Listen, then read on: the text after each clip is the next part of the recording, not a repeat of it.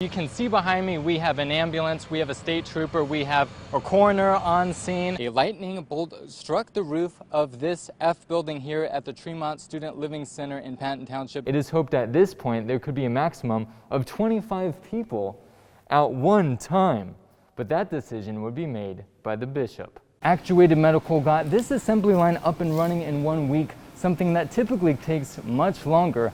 In that time, they've sold over 7,000 face shields. I want to step behind the camera to give you a closer look here. Going to zoom in. As you can see, these flames right here that crews are still battling. Those tankers have been shuttling back and forth here. You can see them behind me. Husky says drones aren't a toy. They help make work more efficient. Where else would you be able to get a bird's eye view like this? He's waving to the soldiers. He's waving to the family members. These communication devices help kids with disabilities tell their parents their wants, needs, and feelings, like how much pain they're in. I feel a lot of pain. You can see all the tire tracks just feet away from Josh Blauer's tombstone. Garrett's teacher at CPI, Mike Sipe, says more and more auto techs are retiring. You can see the burned part of Hall's Market near the roof, but that's just the beginning of the damage. The Porter kids came to Price Auto knowing there would be some type of surprise today, but not realizing they were getting a new van, and that was just the start.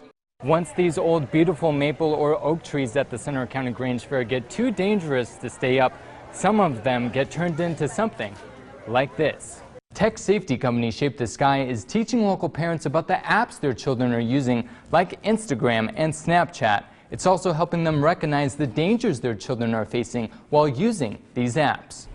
This fire truck I'm riding in was given to the Great Township Volunteer Fire Department to help them have the equipment they need to save lives. But it wasn't the first donation they were given. In State College, David Kaplan, WTAJ News. Woo! Yeah! In Tyrone, Blair County, David Kaplan, WTAJ News. Police showed up. The protesters here that you can see holding up the signs, some say #WeAreNot. A Jefferson County man is under arrest after a standoff in Ridgeway today. The crash happened around 9 p.m. last night in Shippen Township. New details are emerging about the deadly shooting at the Naval Air Base in Pensacola. The new year is starting off with a strut in Philadelphia. The Mummers Parade is underway as folks dance their way throughout the city streets. There were 9 ice carvers that were responsible for the close to 100 ice sculptures at State College's New Year's Eve event. Losing weight, quitting smoking, saving money, just some of the popular New Year's resolutions. I'm at the State National Guard Readiness Center in Huntington, where Todd Messner trained before serving in Iraq. His family tells me he developed post-traumatic stress disorder after his tour, and it lasted for years. He wasn't like this forever, and he was a family man. We did lots of things as a family. He wasn't just some crazy guy with a gun. Todd Messner's wife Alda says post-traumatic stress disorder from serving in the National Guard in the Iraq War changed him. And Friday's incident with police wasn't the first time his PTSD caused him to do something dangerous. He had a breakdown. He did some damage to the neighbor's house. In January 2015, Messner poured gasoline on his neighbor's cabin trying to burn it. Alda says he was taken to a psych hospital, got medication, served time in jail, and moved back in with his family for 3 years. This past April, he stopped taking his medication. Alda says the VA in Altoona said Messner had to commit himself there to be treated. She gave him an ultimatum. I told him, if you're not going to take your meds, you need to leave. I don't want you around the kids. I don't know what you're going to do. Messner moved in with his mother, Sandra Messner, in April. On July 18th, Sandra says state troopers picked up Messner on a 302 medical warrant, allowing them to take him to an emergency room for an involuntary medical evaluation. But Sandra says the doctor never evaluated her son. A week later, and the day before he was shot and killed by police, she says she saw him with a gun. He was holding the gun up to up at his neck, under the right side of his jaw. I said, put that down, and then he put it, he put it away, and I didn't see it. State Police Trooper Joseph Dunsmore tells me police could hold a news conference on the shooting as early as this Wednesday. In Huntington, David Kaplan, WTAJ News. This morning, this lawn was blocked off with police tape as Altoona police investigated this morning's shooting. one gunshot was heard from in front of a house on 6th Avenue and 17th Street Tuesday shortly before 10 a.m. You're looking at video taken on a neighbor's phone when police arrived. One man was handcuffed, but police say no one was taken into custody. Sergeant Tom Venios with the Altoona Police Department says one person was taken to UPMC Altoona. Officers say there's no threat to the community after interviewing one person of interest and several witnesses. One neighbor who we spoke with says she heard the gunfire from her house. Went to sit down on my couch and I heard a gunshot.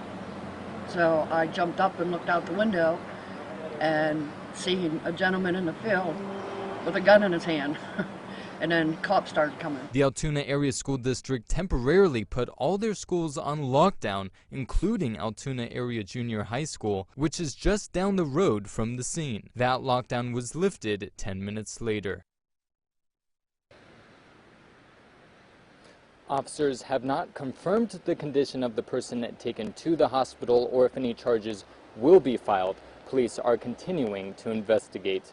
In Altoona, David Kaplan, WTAJ News. Lincoln Caverns is bringing Huntington County's history to light. We have family from New Jersey and we're from Ohio. This was a good middle point for us to meet, and it looked like a good spot to be with some fun activities for the kids.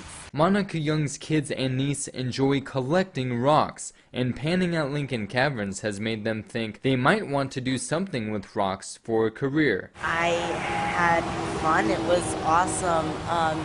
I found like a fair-sized crystal point. Some of them were really big, and like there were different variety of colors, like purple, there was green and blue, and some of them were like smaller, but they had more color to them.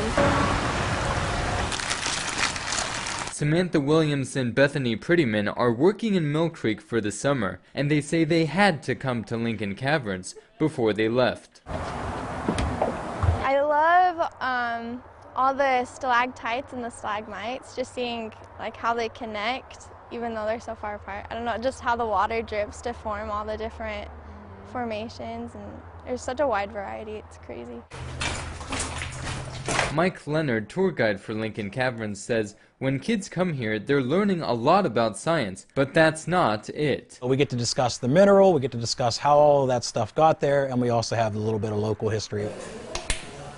A big stalactite, natural well underneath it. Lincoln Caverns opened for tours in 1930. Whisper Caves, located just up the hill from the caverns, was found in 1938 by Myron Dunleavy, a local teenager. He spent years just digging in this sinkhole that his dad said probably wouldn't lead to too much, and he found this whole cave, and so it's amazing what you can find if you're really dedicated. Leonard says they started offering a unique type of tour recommended to them by a Penn State geologist. Every Wednesday night we do black light tours in the cave where you would see the cave more in the dark, and then we have black lights, ultraviolet light, where we show the cave a little differently than we normally do. In Huntington, David Kaplan. Are you gonna go dig now? Yeah. If I can find a cave. Yeah. WTAJ News. We've had so much snow in the area, I thought might as well become a snowman to get in the Christmas spirit, right? Merry Christmas to you, Rosie. We're both big basketball nerds. Yeah. Now, you're getting to wear your MB jersey because you won a bet. I'm a Lakers fan and they lost today.